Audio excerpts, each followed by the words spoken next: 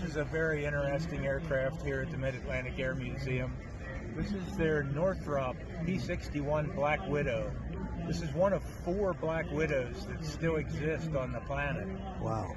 One is in Beijing, China. One is at the United States Air Force Museum in Dayton, Ohio. One is at the Udvar Hazy facility, Smithsonian facility in Chantilly, Virginia, and then this one in Reading.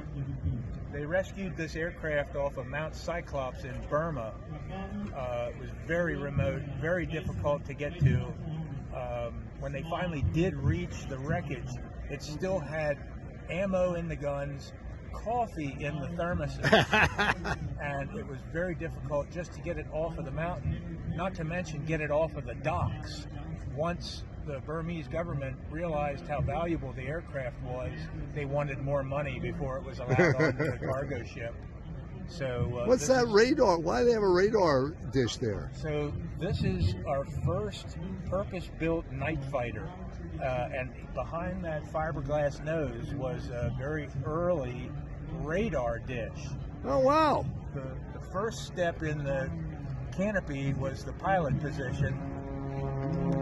The second location, I believe, was the top gunner position, who used kind of a remote sighting method.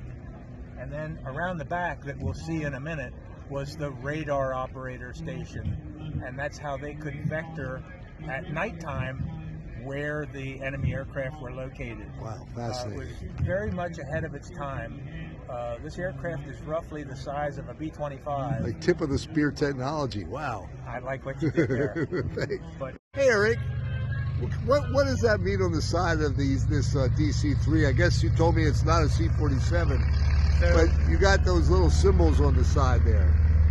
Above the engine nacelle, you can see the different symbols.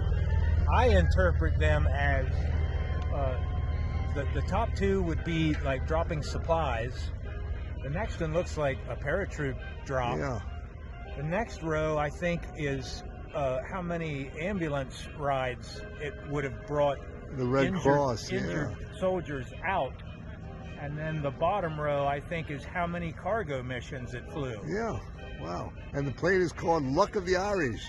Captain, what does it say, Ed Fromm? Ed Fromm. And how, you told me you could tell this is not a C-47 because of the carburetor intake. So you can just barely see it on the engine nacelle behind the cow flaps. This civilian DC-3s had a simpler carburetor scoop, where the C-47 military version had a more elaborate carburetor intake. Wow. It's just one of the little dead giveaways. Interesting. Thanks. I may be totally wrong. Yeah, if we're wrong, let us know in the comments. Thanks.